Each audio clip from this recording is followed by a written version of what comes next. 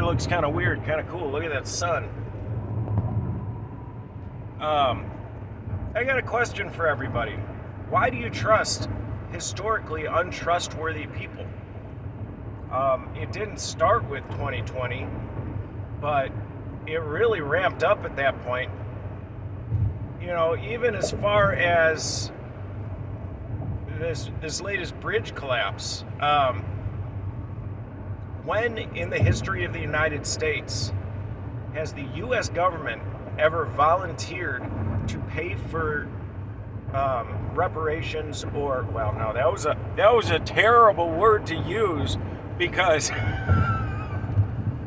anyway, the correct term of reparations, repairing things, or the correct definition, rather. So anyway, when has the U.S. government ever volunteered to repair infrastructure? Okay, right after this bridge dropped, we'll get into the ship in a second. Right after this bridge dropped, 4 hours later, Biden gets up and he's like, hey, we're gonna pay for the whole thing. It was more Reagan than Biden, but hey, what you gonna do? That doesn't happen, guys. There's been no investigation.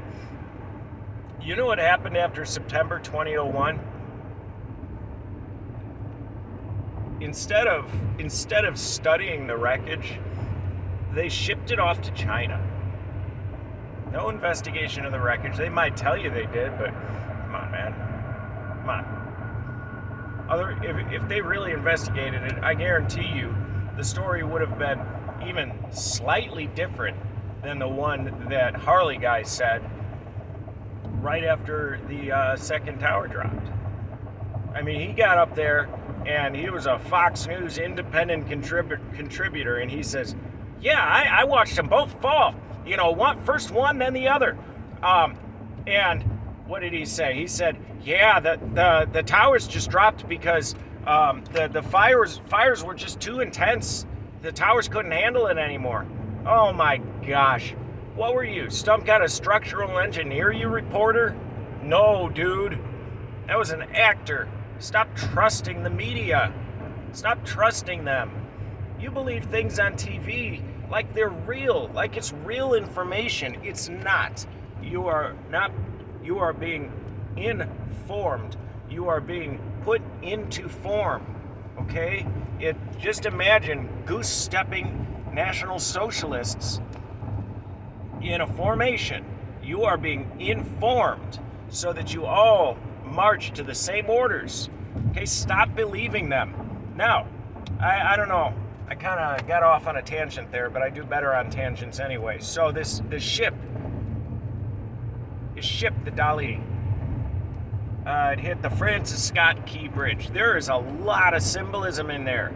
Okay, let's start with the bridge, actually, instead of the ship. The bridge, Francis Scott Key, what did he write? He wrote the national anthem, the Star-Spangled Banner. So there's symbolism there, you know, took down the bridge, took down the national anthem. This is the way the people high up in the higher echelons of our society work. They work with symbols, and I mean, I can prove that, but I'm pretty sure you know it already. And then, okay, so the Dali. That's named after an artist called Salvador Dali. And that man made a painting in 1945. Do you know what the title of it was? Like, if you chalk this answer up as coincidence, you are hopeless. You are absolutely hopeless and brain dead. Okay, I mean that with all the love in my heart. But you're brain dead, okay? It's called Broken Bridge. So,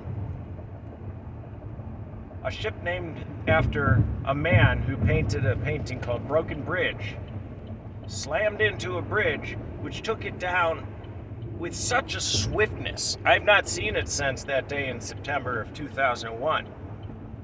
Remember how those buildings just fell? That's how this looked to me. There was no nothing getting caught up on anything else. It just boom, plummeted. And I'm pretty sure, although my mind might be distorting this one, I'm pretty sure both sides, at least the middle and the side, fell, and one side fell pretty much simultaneously. There was only one bit on the right side as it was filmed that was hung up. But guys, you got to stop believing people.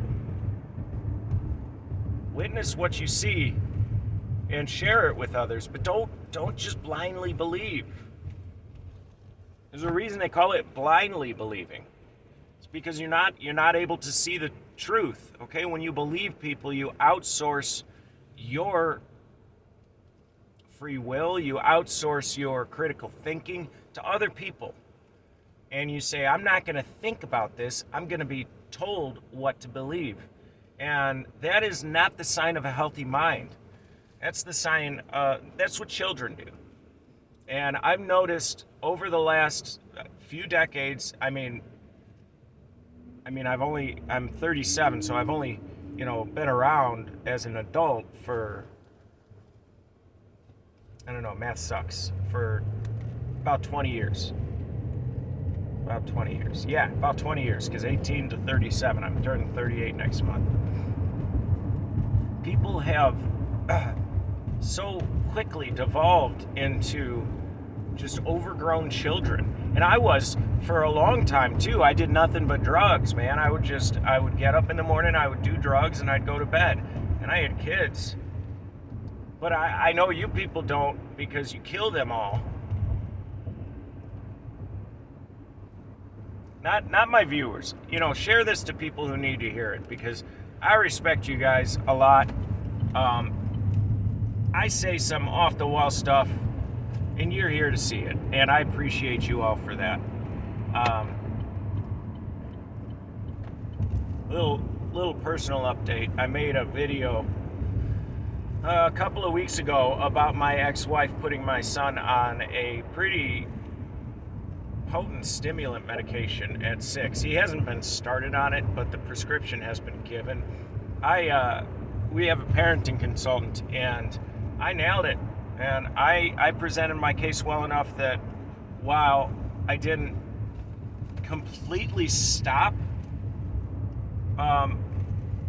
the train of medication, I have slowed it. So my ex-wife, when she did this, she gave the, what's it called? I'm sorry, I'm like speaking slowly, trying to think. Vanderbilt test. She gave the Vanderbilt test for my son to his teacher, his therapist, and I think herself. So there are 3 copies. I'm around my son arguably more than my ex-wife. In fact, not arguably, I am around them more than her, because she picks them up from daycare at 6 every other day like I do. But I pick them up at 3. And so I've got 3 to 7. They go to bed when they get back to their mom's house. And then they have every other weekend at my house. So, hour for hour, I'm around Weston far more. And I spend more quality time with him. And so I brought everything up to the parenting consultant and said, dude, why is Lauren just doing this carte blanche? I understand she has primary decision making, which I'm seeking to change, and I think I will. But shouldn't she, just as an ethical person and a caring mother, shouldn't she consult me about symptoms? Shouldn't she have me fill out a Vanderbilt form? Which, by the way, is the biggest load of shite. Those forms mean nothing. Once children get older, oftentimes they will put the quote-unquote correct answers down just so they get prescribed this medication. They're nothing. If you don't see it, if you can't point out a scam when you see it, you're duped. ADHD is bullshit.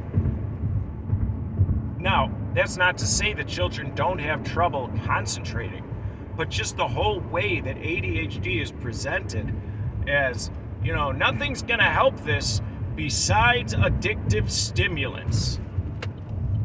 I don't know how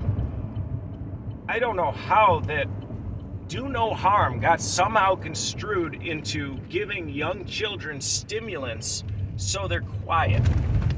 That, to me, seems very much like harm, and I intend to do my part to stop it. I have nothing else to live for, guys. I have zero else to live for. I'm not afraid of what they can do to me. I am not afraid of just about anything. I used to be, and then I incurred more trauma than I ever thought possible to live through. And I'm not afraid of anything. And here's the thing about that. My children are my passion. And if you come in between myself and my children, you're going to meet a brick wall. Okay? And I urge every other parent out there, be the same. Dude, your children are the future. They are the people that will run this world when you're old. Do your best. Don't outsource it to schools. Don't outsource it to daycares. Do your jobs. Don't you understand what feminism has done to this society? They have taught people that women belong in the workplace predominantly and children belong being raised by others. That is, like, the people at my daughter's daycare, they barely even speak English. And my daughter's 4 years old. If I had any choice over this, you better believe they would be in a homeschool program. And, that's a cop-out. I do have a choice, but unfortunately it's not an immediate fix. But to wrap this up, we all got to be extremely vigilant. We're being confronted nonstop with lies. All you see on the TV, those are lies. There might be truth within the lies. There might be factual information in formation. But that doesn't mean, let me rethink that. So, factual information is not the same as truth. You can be manipulated with facts. Bill Gates likes to keep a book on his desk when he does interviews, and it's called How to Lie with Statistics. And that's the guy you trusted to parrot statistics to you and sell you a medical procedure. Guys, stop believing these people. You don't know them. They don't like you. They don't want what's best for you. They want you dead.